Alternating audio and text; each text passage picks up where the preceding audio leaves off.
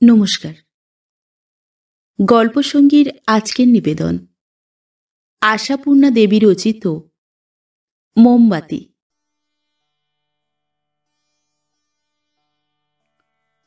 ঠিক সেই মুহূর্তে আলোটা ফিউজড হয়ে গেল।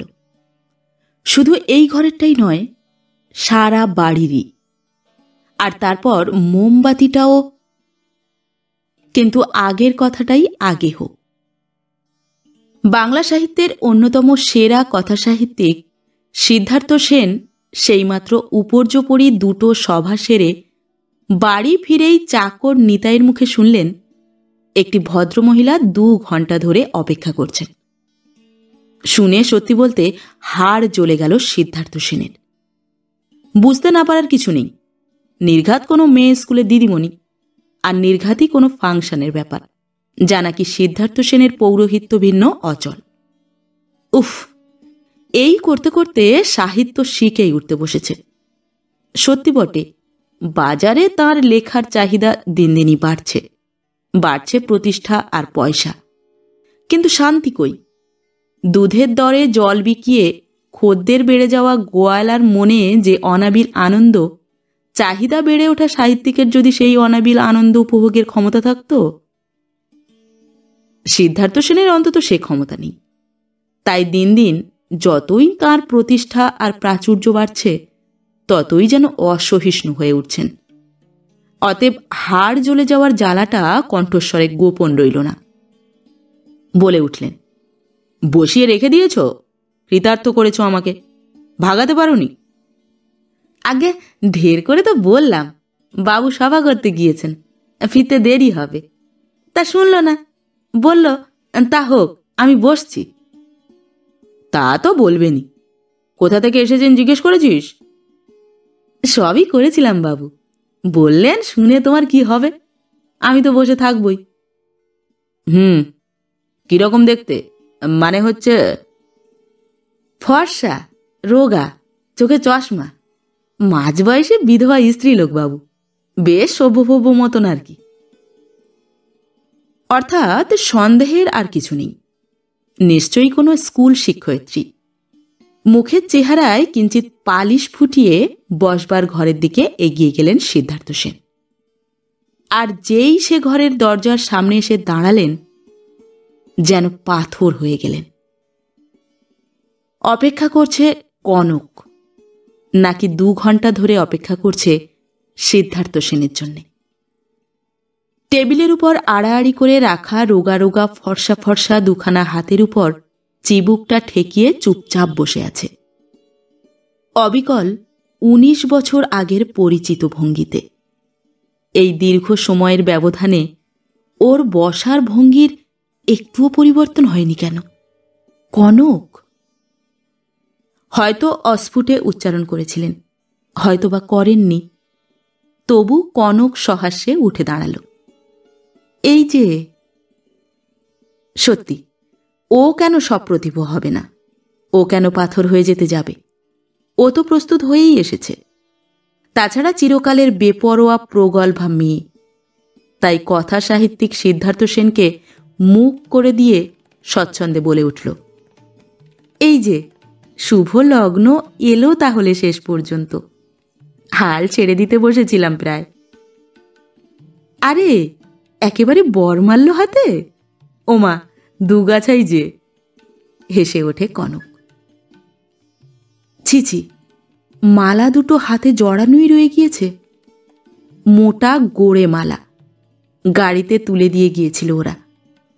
সযত্নে হাতে জড়িয়ে নিয়েছিলেন সিদ্ধার্থ সেন। অসংখ্য সভা করে বেড়াতে হয় তাকে, অসংখ্য মালা জোটে, তবু যেন মালার মোহটা ঘোচেনি। প্রথম সভার দিনের মতোই প্রায় অটুট আছে সে মোহ। ফুলের মালা, জনমানুষের স্বীকৃতির শ্রেষ্ঠ চিহ্ন।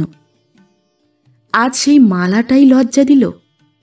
লজ্জা দিল উচিত মতো উত্তর জোগানোর অভাবে। বিখ্যাত কথাসাহিত্যিক সিদ্ধার্থ সেন, এইমাত্র যিনি 2 সভায় কথার ফুলঝুরি ছিটিয়ে এলেন, তিনি যেন সমস্ত কথা হারিয়ে ফেলেছেন। আস্তে আস্তে এগিয়ে গিয়ে মালা দুটো হাত থেকে ছাড়িয়ে টেবিলের উপর রেখে কি যেন বলতে গেলেন। আর ঠিক সেই মুহূর্তেই আলোটা ফিউজড হয়ে গেল। শুধু এই ঘরেরই নয়, সারা বাড়ির। কি হলো? একটা আর্তনাদের মতো আওয়াজ উঠল সিদ্ধার্থ সেনের গলা থেকে। সঙ্গে সঙ্গে ঠান্ডা একটু হাসির মূর্ছনা। কি আর হলো, মহা মুহূর্তে আলোটা নিভে গেল। বিধাতার চিরকালীন রহস্য। কিছুক্ষণ ঘরের মধ্যে অদ্ভুত একটা স্তব্ধতা।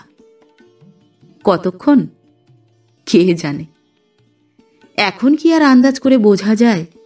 গভীর অচৈতন্যের নিঃসীম অন্ধকারে তলিয়ে গেলে কেউ কি আন্দাজ করতে পারে কতক্ষণ তলিয়েছিল সে? হয়তো অনেকক্ষণ, হয়তো 1 মিনিট।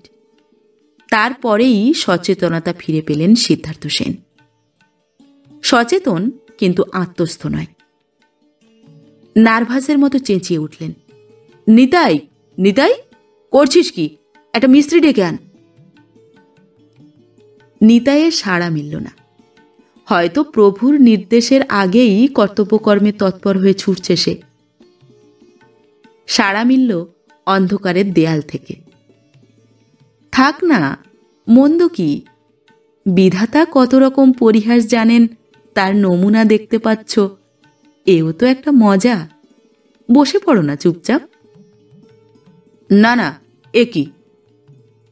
না বসে শুধু সোফাটায় একটা ধাক্কা মেরে সিদ্ধার্থ সেন আবার ব্যাকুলভাবে চিৎকার করেন, নিতাই, নিতাই। এত অস্থির হচ্ছ কেন? হাসির একটা তরঙ্গ উঠল কনকের কণ্ঠে। অস্থির হব না? কি আশ্চর্য! সিদ্ধার্থ সেন যেন এলোমেলো হয়ে উঠলেন। আমার এই চাকর বাকরগুলো যা হয়েছে, লক্ষ্মী ছাড়ার এক শেষ। তা মনিবও তো দেখছি লক্ষ্মী ছাড়া। ভাবিনি তোমার এই হাল দেখব। বিয়ে করনি না বউ মরে গেছে? এতক্ষণে সিদ্ধার্থ সেন আস্তে একটি কথা বলেন, এ তথ্যটুকুও সংগ্রহ করতে পারোনি? কি করে করব? তারের বাজনার মতো কথা বাজছে। তোমার চাকরের সঙ্গে গল্প করব বসে বসে? তাও তো সে আমাকে তাড়াতেই বদ্ধপরিকর ছিল। নেহাত নাকি আমি? জানোই তো আমাকে। দূর দূরান্তরে থাকি, কাগজপত্রে তোমার ছবি দেখি, নাম শুনি, লেখা বইগুলো তো পড়ে পড়ে মুখস্থই করি। আর ভাবি কত তোমার মহিমা। ভাবতে ইচ্ছে করে হয়তোবা তোমার প্রেরণার উৎস। কনকের কথাটা শেষ হলো না। শেষ করতে দিতে পারলেন না অসহিষ্ণু সিদ্ধার্থ সেন। কেমন যেন অস্থিরভাবে চেঁচিয়ে উঠলেন, নিতাই, ঠাকুর, মরে গেছিস নাকি তোরা? একটা মোমবাতি দিয়ে যেতে পারছিস না? কথাটা শেষ করতে দিলে হয়তো পরবর্তী কথার ধারা সম্পূর্ণ অন্য খাতে বইত। হয়তো আজকের এই পরমাশ্চর্য সন্ধ্যাটি এই অন্ধকারের পটভূমিকাতেই এক বর্ণাঢ্য সমারোহ আঁকা হয়ে থাকত। হয়তো প্রতিষ্ঠার শিখরে প্রতিষ্ঠিত এক প্রায় প্রৌঢ় কথাসাহিত্যিকের উজ্জ্বল জীবনের অন্তরালে স্তব্ধ হয়ে থাকা ধূসর একটি কথা সহসা উচ্চারিত হতে পেরে নিঃশ্বাস ফেলে বাঁচত। কিন্তু তা হল না। সিদ্ধার্থ সেনের স্বভাব অসহিষ্ণু হয়ে গেছে। এইখানে কোথায় যেন একটা মোমবাতির টুকরো দেখেছিলাম। অন্ধকারকে তোমার খুব ভয় না? ভয়ের কথা হচ্ছে না। সিদ্ধার্থ সেন অসহিষ্ণু হাতে ধপধপ করে সেলফের কাগজপত্রগুলো মাটিতে ফেলতে ফেলতে বললেন, ছিল, পাবো না কেন? অন্ধকারকে কেটে তীক্ষ্ণ একটু হাসি ঝলসে উঠল। দেখতেই পাচ্ছ, ছিল, কিন্তু এখন আর নেই। মোমবাতি বই তো নয়, কোন ফাঁকে কখন গলে গেছে হয়তো। গলবে মানে? জ্বালা হলো না? হঠাৎ যেন মরিয়া আর হিংস্র হয়ে ওঠেন সিদ্ধার্থ সেন। অন্ধকারে ঘরের জিনিস তছনছ করতে করতে বলেন, কালও দেখেছি এখানে একটা আধ খাওয়া মোমবাতি। কোথাও কিছু যদি ঠিক থাকে, চাকর বাকরগুলোকে চাপকে লাল করলে তবে শায়েস্তা হয়। হঠাৎ থেমে যান সিদ্ধার্থ সেন। অদ্ভুত রকমের শান্ত হয়ে যান। শান্ত হয়ে যান একটা ঝনঝন আর্তনাদের শব্দে। অন্ধকারের যে কণ্ঠ তারের বাজনার মতো বাজছিল, সে কণ্ঠ যেন হতাশ স্তিমিত শোনাল।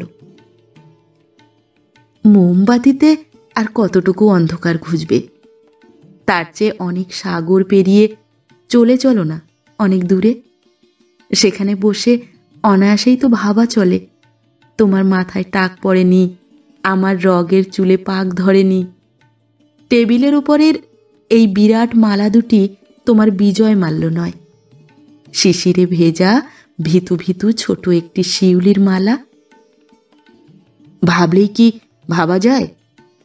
যায় না? কই আর? অন্যমনস্কের মতো উচ্চারণ করেন সিদ্ধার্থ সেন, কারণ মোমবাতির চিন্তাটা মনের মধ্যে ঘূর্ণিপাক খাচ্ছে। অন্ধকারেই আন্দাজে একটা সেলফের উপর হাত রাখতে লাগলেন তিনি। কি হলো? বইয়ের আলমারির মাথা থেকে কাচের ফুলদানিটা পড়ে টুকরো টুকরো হয়ে গিয়েছে। কাঁচ ভাঙার শব্দটা অবিকল কনকের হাসির মতো, যেন সিদ্ধার্থ সেনের বর্বরতাকে ব্যঙ্গ করে কনক হেসে উঠল। হয়তো আবার একটা স্তব্ধতা নেমেছিল, তারপর মৃদু একটা নিঃশ্বাসের শব্দ, আর তেমনি মৃদু একটু কথা, আমি যাই। ধূসর হতাশ একটা প্রশ্ন এলো, আর একটু বসা যায় না? নিজেই এতক্ষণে বসে পড়েছেন সিদ্ধার্থ সেন। না, মাপ করো। কিন্তু কেন যে এতদিন পরে, সে কথা এখন আর বলা যায় না। কার সঙ্গে এসেছ? কারো সঙ্গে নয়, দাদার পুরনো ড্রাইভার। মালাটা গাড়িতে তুলে দেওয়া চলে না? পাগল। রাস্তার ওপারে গাড়িটা অপেক্ষা করছিল। দ্রুত পায়ে রাস্তাটা পার হয়ে গেল কনক। বোকার মতো এদিকে দাঁড়িয়ে দেখলেন সিদ্ধার্থ সেন। আর গাড়িটা অদৃশ্য হয়ে যাবার পর যেই বাড়ির দিকে মুখ ফিরিয়েছেন, দেখলেন বাড়িটা আলোয় ভাসছে। করিতকর্মা নিতাইয়ের তৎপরতার স্বাক্ষর। কিন্তু আরও বাকি ছিল।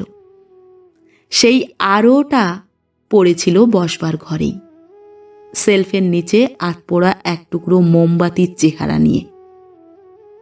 বোঝা যাচ্ছে অন্ধকারে হাতড়াতে গিয়ে হাতের ধাক্কাতেই পড়ে গিয়েছে। বসে পড়লেন সিদ্ধার্থ সেন। বসে বসে অবাক হয়ে দেখতে লাগলেন জিনিসটাকে। অবাক হলেন, এতক্ষণে পাওয়া গেল বলে নয়, এতক্ষণ পাওয়া যায়নি বলেও নয়। অবাক হয়ে গিয়েছেন ওই অকিঞ্চিতকর জিনিসটার জন্যে এতক্ষণ ধরে এত অস্থিরতা করলেন ভেবে। শুধুই কি এতক্ষণ? 19 বছরের স্বপ্ন আর কল্পনায় গড়া এক পরম ক্ষণ। কিন্তু সেই পরম মুহূর্তে আলোটা নিভে গেল কেন? সারা সন্ধ্যা সারা রাত ভেবে ভেবেও কুল কিনারা পেলেন না সিদ্ধার্থ সেন। কেন কেন কেনই বা মোমবাতিটা হাতে না ঠেকে মাটিতে গড়িয়ে পড়ল? হয়তো বাকি সারা জীবনই এই প্রশ্নের উত্তর খুঁজবেন ভাগ্যের কাছে। কিন্তু উত্তর পেলেই বা কি আর না পেলেই বা কি? মোমের মতো নরম মুহূর্তটুকুও তো গড়িয়ে পড়ে গিয়েছে সিদ্ধার্থ সেনের অসতর্কতার ধাক্কায়। তাকে তো আর ফেরানো যাবে না।